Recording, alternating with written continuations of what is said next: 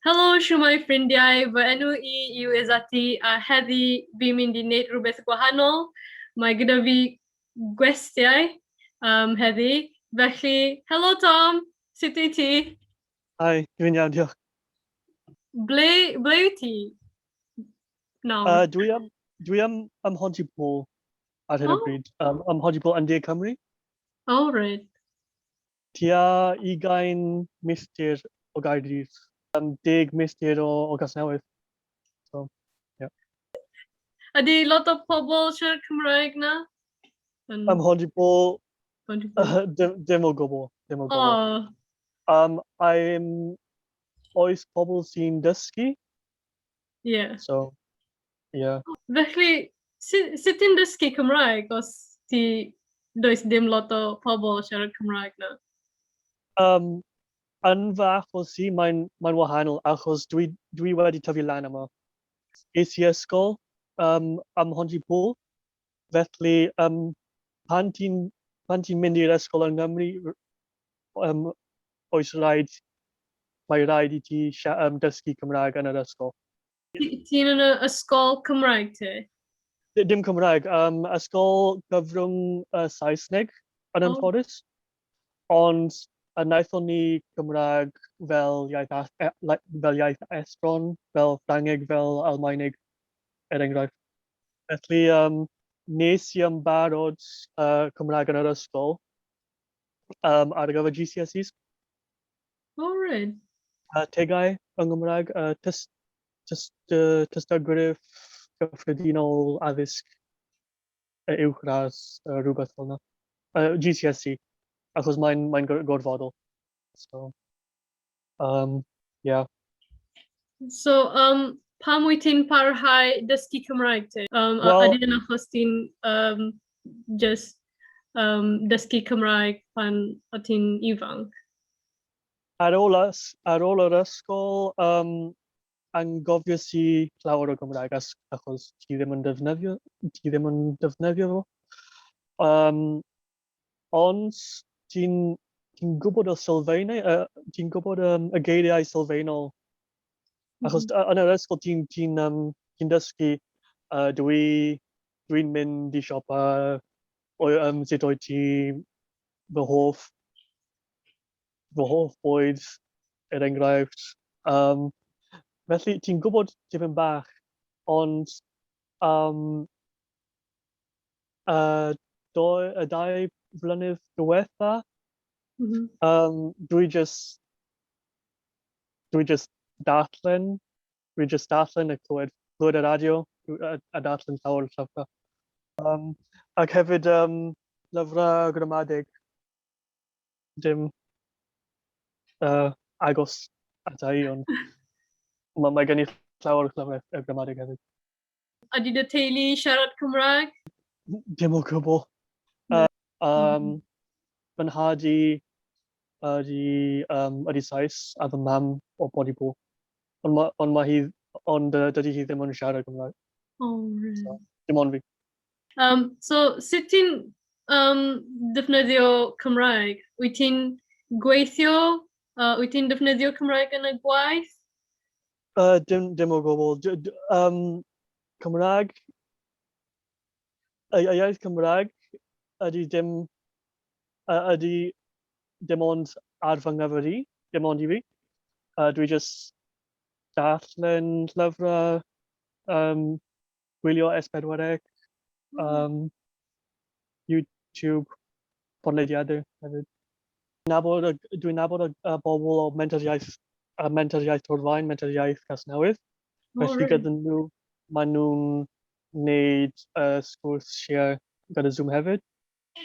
Ond nes I erioed gwrs gyda nhw o blaen achos dwi'n siarad Cymraeg dim ond 2-3 blwyddyn diwetha, felly dwi'n nabod neb yn Horfaen sy'n siarad yn rhugl. So. Cwestiwn arall.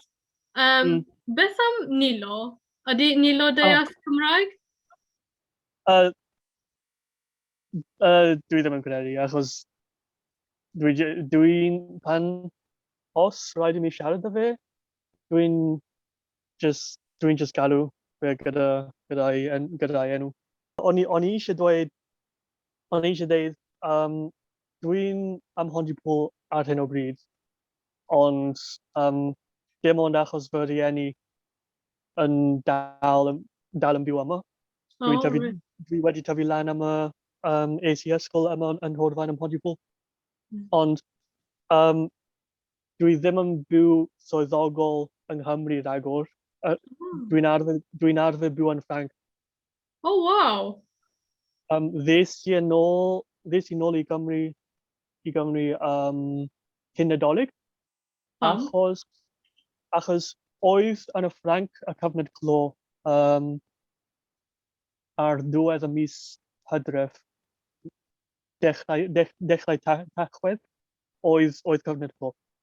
Oedd cyfnod clo yn y Ffrainc, felly penderfynais I ddod nôl I Gymru ar gyfer Nadolig, ac dwi dal yma, achos yn y Ffrainc oedd cyfnod clo arall ym mis Ebrill, felly dwi'n aros yma yng Nghymru nes dwi'n gallu mynd nôl i'r Ffrainc, achos dwi'n arfer byw yma. I ateb dy cwestiwn di, dwi'n siarad iaithoedd eraill, Ffrangeg, Almaeneg, Sbaeneg hefyd. Dyma'r reswm hefyd pam dwi eisiau penderfynais I ail ddysgu Cymraeg, achos dwi'n dod o Gymru. Yeah. Ond dwi'n siarad Ffrangeg ac Almaeneg well na Cymraeg. So, yeah, yn anffodus, ond dwi'n gweithio yn Almaeneg ac yn Ffrangeg. Wyt ti'n gweithio fel beth? Dwi'n gweithio ar gyfer cwmni drefnydd taith, tour operator. Oh, okay. Felly gyda pandemig ac yn y blaen, dim twristiaeth o gwbl. Reswm arall pam mi ddes nôl I Gymru ym Mhontypool, felly dwi'n dal I weithio ar gyfer gwmni Almaeneg, trefnydd taith. Ond dwi ar ffurlo Almaeneg. Oh, right. Achos dyn ni'n trefnu taith here rhwng y Ffrainc ac yr Almaen. Felly, ar ôl popeth yn bennu gyda Covid, wyt ti'n mynd nôl? Yn sicr, achos mae fy stafell fi dal yn y Ffrainc. €350 pob mis, achos dim ond ystafell dy fi. Mae gen I dim ond ystafell felly. Dwi'n just aros, dwi'n just disgwyl nes y bobl yn gallu teithio unwaith eto. Wyt ti'n meddwl, achos ti'n gallu siarad mwy na un iaith, mae'n helpu I dysgu iaith arall? Yn sicr. Yn hawdd. Dwi'n cytuno dy ti, achos cyn siarad Ffrangeg ac Almaeneg yn rhugl, Cymraeg, bys y Cymraeg anodd iawn, ond nawr dwi'n deall llawer o pethau, enghraifft conjugations neu ffurfiau. Enghraifft yn Ffrangeg Almaeneg gyda iaithoedd eraill, y ffurfiau yn newid. Ti'n gwybod fel enghraifft yn Gymraeg, dwi o'i ti, mae Mae'r un peth gyda Ffrangeg Almaeneg, felly y ffurf yn newid gyda y person. Fel yn yr amser gorffennol, enghraifft, nes ti, naeth nhw. Yeah. Mae'r un peth gyda'r Almaeneg, Ffrangeg, gyda'r iaithoedd eraill. Ac hefyd, i esbonio i ddysgu geiriau newydd. Er enghraifft, yn Saesneg, time, ond yn Cymraeg, tro, amser, adeg. Ond dwi'n deall pan i'w ddefnyddio nhw achos yn Almaeneg er enghraifft, oes y tri geiriau wahanol hefyd. Adeg, tro, amser ac waith. Felly unwaith, one time, or dwy waith, two times. Ond mewn iaithoedd, gyda iaithoedd eraill, oes y wahaniaeth. So, yeah, dwi'n cytuno. Pan ti'n, os ti'n gwybod iaithoedd eraill, mae'n cymwys. So, yeah, mae'n helpu.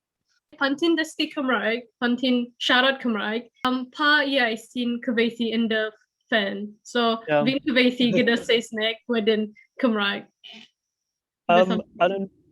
Dwi'n deall, dwi'n deall beth ti'n dweud, achos yn anffodus, dwi'n dal yn cyfieithu, dim bob tro, achos dwi'n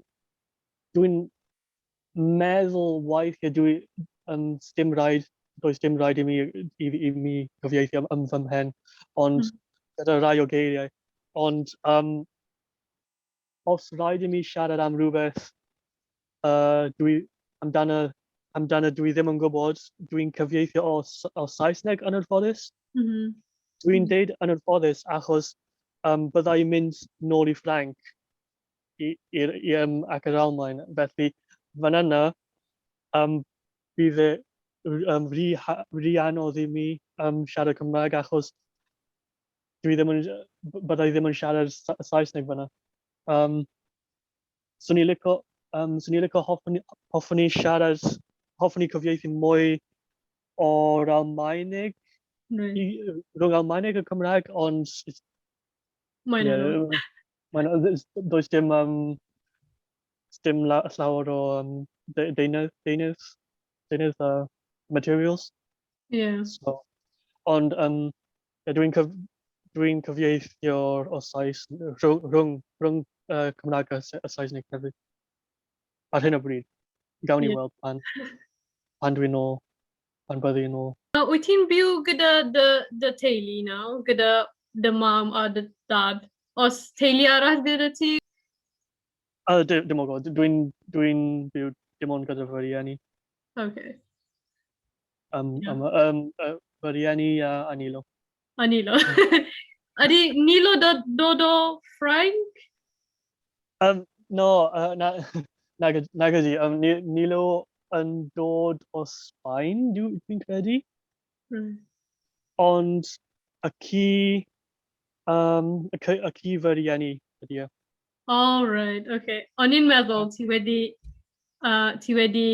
dod Nilo gyda ti ar y awyren. Swn i'n licio llawer. Yn anffodus bydd rhaid i mi adael fe yna pan byddai'n mynd nôl i Ffrainc. Dim fy un ydi e, ci fy rieni. So. Felly, diolch yn fawr am siarad gyda fi heddi. Mae'n braf i cwrdd gyda ti. Okay. Diolch yn fawr pawb. Welai ti tro nesaf.